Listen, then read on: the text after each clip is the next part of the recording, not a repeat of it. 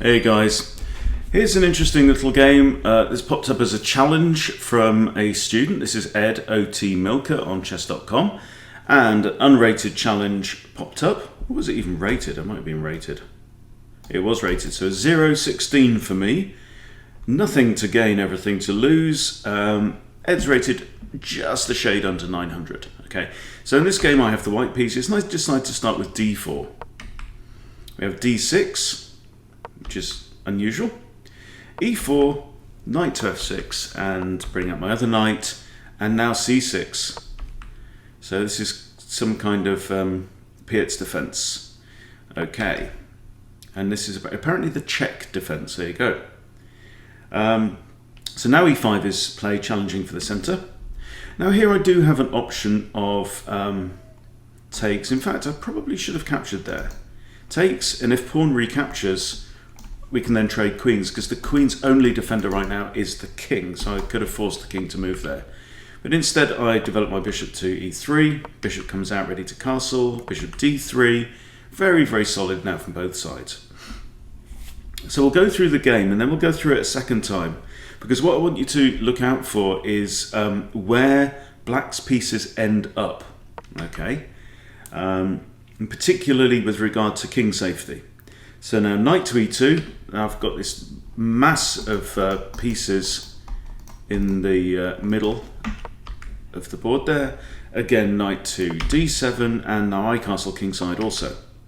We have a pawn push now, queen to d2, just connecting the rooks, maybe lining up my queen to come in on the attack down here. We'll see how that pans out. Now bishop to b7, looks like a sensible move. Okay, it's looking down towards my king, but it's also looking down the barrel of 3 light squared pawns. So not 100% sure about that particular move. f4 now, so now I start my pawn break, okay? Now I start my attack. So I've completed development in, 9 moves, and I've got everything lined up. My bishops are both looking here towards the king, right? Bishops back here less useful because they're always looking at the sides of the board. But here, these are slightly improved by being on the 3rd rank. Knight comes in now, and I think Ed sent me a message saying it's time to exchange. Time to start exchanging now. So he's attacking my light squared bishop. My light squared bishop only has 1 square to go to. Either square could be captured by the knight. So I'm not going to waste a move by just moving my bishop if he wants to capture my knight anyway. So I advance f5 now, grabbing space on the king side.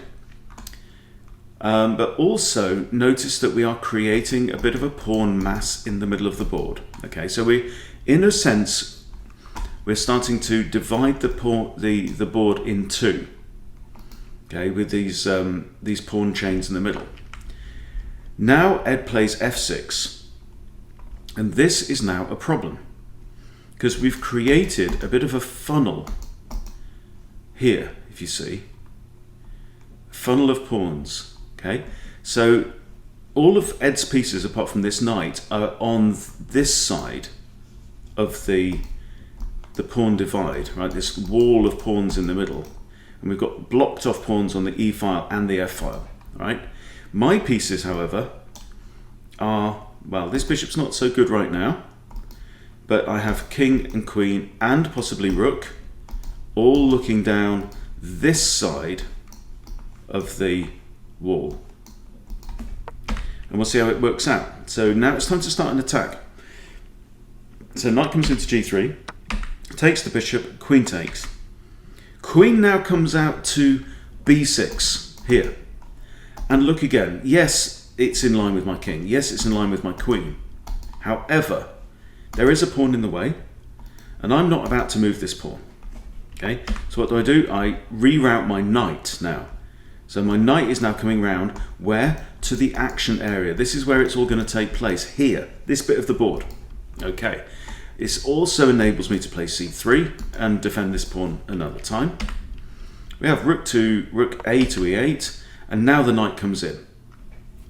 So serious threats now, okay? My bishop could drop back, might play a part in the attack, but I've got another knight now. This knight has now come on a journey, could come round to here and be part of the attack. And now we have g5. And here Ed says in the chat that he forgot about the en passant capture. Right? If you are not familiar with it, en passant means that it can only be done by a pawn, and it can only be done by a pawn that's on the 5th rank or 4th rank in the case of black.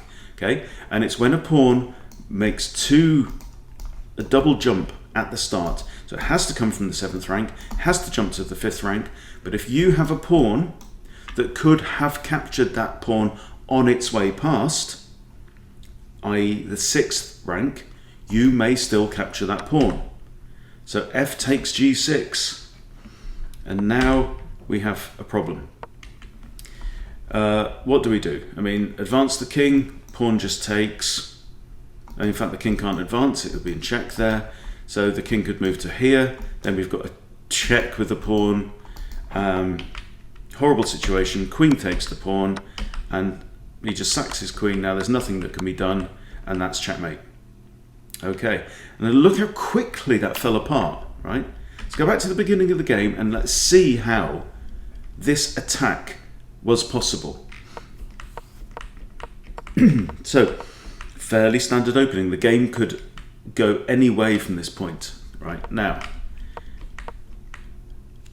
still all normal. And castles on this side. Now, one of the things that you must think about is how well is my king protected. Now, the king loves to have all 3 pawns in front of him and loves to have this knight. Okay. What's more, this rook is playing a defensive role.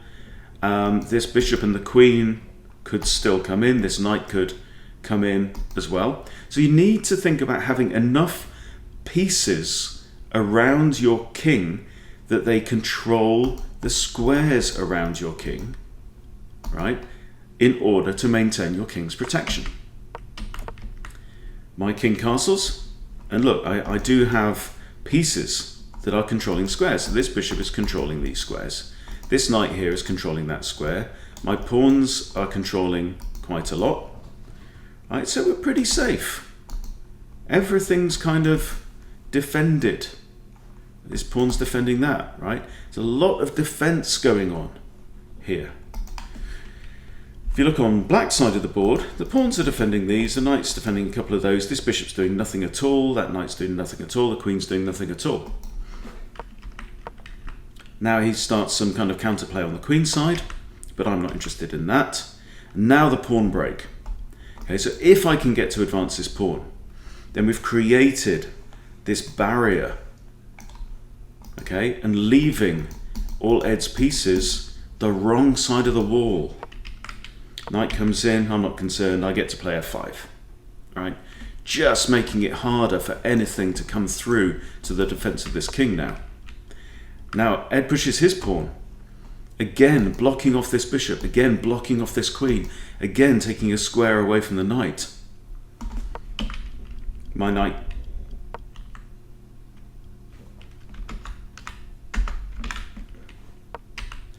now comes in, takes. So notice here, this knight, right, this guy was on a key defensive square. What was it defending? That pawn. Very, very important, right? This knight belongs there, okay? And now, with f6 being played, this knight can't come to that square. So takes, and now there's no pieces in this area for black that can come to the aid of the king. Queen comes to the wrong side of the board, knight now comes to the right side of the board, rook now, don't know, hard to say what's going on here with that rook. Now the knight comes in, and within a few moves, it's just over. Okay? So, what have we learned from this? You need to control the important defensive squares around your king. If you don't do that, you may be open to a surprise attack. Okay? Was Ed creating counterplay on the queen side? Not really. There was no great threat. And besides that, the tempo of my attack was too quick. It was a blitzkrieg attack It came in. I didn't have much to get rid of, right? My knight did the main work, preparing the way for the queen to come in and just finish the job. And in the end, we got checkmate with the use of just 3 pieces. Knight's covering that square, knight's covering the queen, and it's game over. Okay, so just keep that one in mind. Am I protecting the squares around my king against a potential attack? There you go. So, thank you for watching. Please subscribe, and I'll see you soon.